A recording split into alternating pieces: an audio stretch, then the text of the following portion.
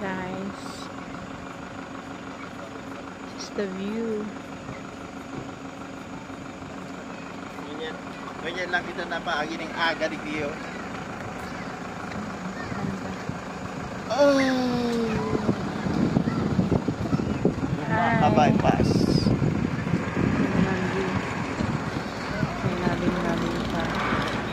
This is the view at Gumaka Bypass Road.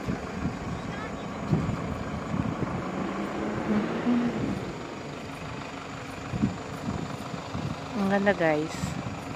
Doon tayo galing sa baba. Kumulo pa yung person. May layo pa nga dyan.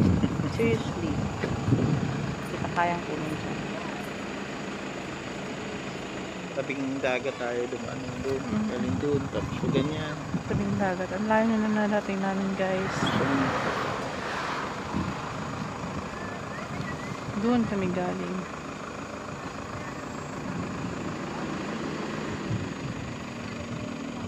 Tapos papunta kami doon sa taas. Sa Manila.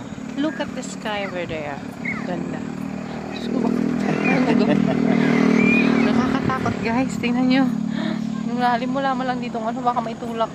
Kaya mo pa bang umakyat dito? Kaya pa ba? Oo, makakaakit ka pa. May paano. Huwag ka pupulutin. Mukhang ganyan. Mayos ka. Ang ganda, guys. All these things was created by our God. So praise God who created heaven and earth. Diba? Ang galing, guys. So andito lang yan sa Gumaka Bypass Road, diba? So if you want to try just to relax, may upuan din, guys. Tingnan mo sila up to date. Let's go, guys. Sige. Bye-bye na, guys.